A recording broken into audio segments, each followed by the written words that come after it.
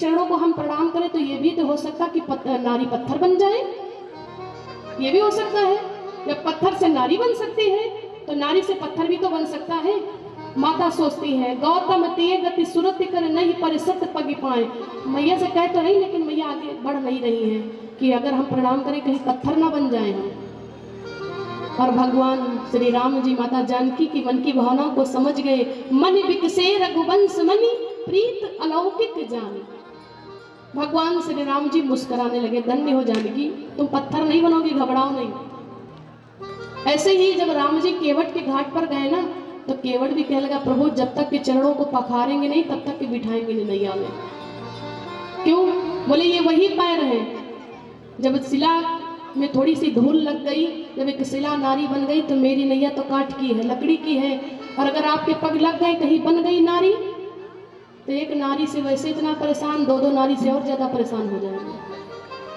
और दूसरी बात ये, प्रभु आपके चरण लगने से नारी तो बन जाएगी, तो मेरी घरवाली जानते क्या कहेगी? वो ये नहीं मानेगी कि राम के चरण से नारी बनी, वो तो यही कहेगी कि नैया बेच करके दूसरी नैया ले आए हैं, दूसरी नारी ले आए हैं, यही तो कहेगी। तो लक्ष्मण जी कहने लगे, भैया देखो तो ये कैसा तुम्हारा भक्त जो तुमको समझा रहा है, तुमको ज्ञान उपदेश दे रहा है।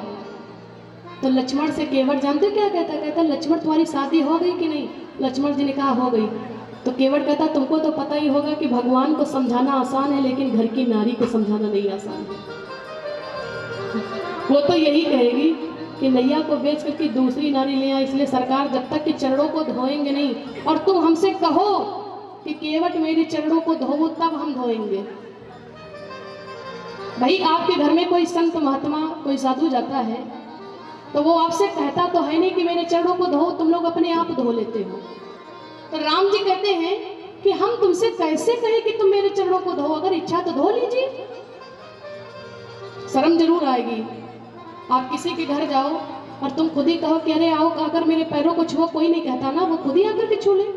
राम जी कहते भैया मुझे शर्म आ रही है, हम कैसे कहें कि आप मेरे चरणों को धो, अगर मर्जी तो धो लीजिए। केवट कहता नहीं नहीं सरकार, बस यही तो विशेषता, जब तक के कहोगे नहीं तब तक के हम धोएंगे नहीं। तो राम जी कहते हैं तुम कैसी बातें करते हो, ना जाने कितने लोगों ने बिना कहे मेरे चरणों को धो लिया। बहुत लोग ऐसे हैं, हमसे बताएं थोड़ी ना, बिना कहे मेरे चरणों को धो लिया, ना जाने कितने लोगों ने।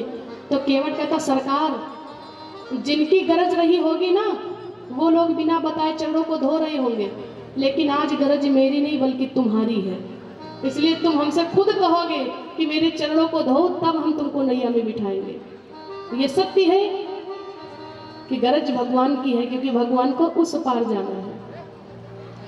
और तब केवट से भगवान क्या कहते, अच्छा ठीक है तो मेरे चरणों को धो लो। और तब तक के केवट का बेटा आ गया, केवट का बेटा आ गया और कहने लगा कि बड़ी दिक्कत है, इनको किसी भी प्रकार से बिठाओ नहीं। क्यों? बोले जब चरण से इनके एक शिला नारी बन गई थी और इनके वही हाथ हैं, जब हाथ लगने से धनुष टूट गया था, तो आपके ऊपर हाथ रखे तो कहीं आप भी टूट ना जाओ पिताजी। तो कहने लगे बेटा, बाप कम हो बेटा उससे ज्यादा आ गया, पूरा परिवार है वैसा।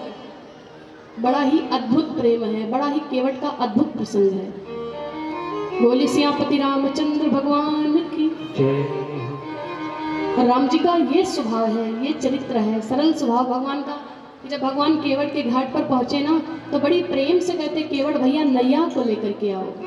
तो केवट कहता नैया को लेकर के नहीं आएंगे। अब यहाँ का कोई आदमी होता तो तुरंत सोच लेता, बताओ इतने दिन खराब आ गए कि एक मल्लाह नैया तक लेकर नहीं आ रहा। लेकिन ये भगवान का वात्सल्य प्रेम है। भगवान से सभी सखियां विनती करती हैं और भगवान शीश नहीं झुकाते। इसके आगे की जो भी कथा है हम लोग कल सुनेंगे, और उसके बाद में परशुराम संवाद, फिर भगवान श्री राम जी का विवाह होगा माता जानकी के साथ में। तो सभी माताएं अपने अपने घर से साड़ी, सुहाग श्रृंगार की व्यवस्था पाएं पूजने के लिए, क्योंकि कल राम जी का विवाह है। जो भी आप लोगों से हो सकेगा तो आप लोग अपने घर से लेकर के आएंगे, वस्त्रदान और आभूषण कोई पाए पूजने के लिए, सुहाग श्रृंगार की व्यवस्था सब कल लेकर के आएंगे, क्योंकि कल भगवान श्री राम जी का विवाह है। बोली जानकी माता की। और आप जो भी भक्त भजन को, कथा को YouTube चैनल पर सुनना चाहते हैं तो आप लोग सुन सकते हैं। चैनल का नाम है व्यास सोनम जी। तो जैसे आप लोग सोनम व्यास जी सर्च करेंगे चैनल आ जाएगा। बोली सियापति रामचंद्र भगवान की जय। आइए सभी भक्त मिलकर के 2 लाइन संकीर्तन करेंगे और उसके बाद में महाराज जी की मुखारविंद कथा को श्रवण करेंगे। बोली जानकी माता की जय। बोली सियापति रामचंद्र भगवान की जय। हो जग में सुंदर है 2 नाम, चाहे कृष्ण कहो या राम। जग में सुंदर है 2 नाम, चाहे कृष्ण कहो या राम। बोलो राम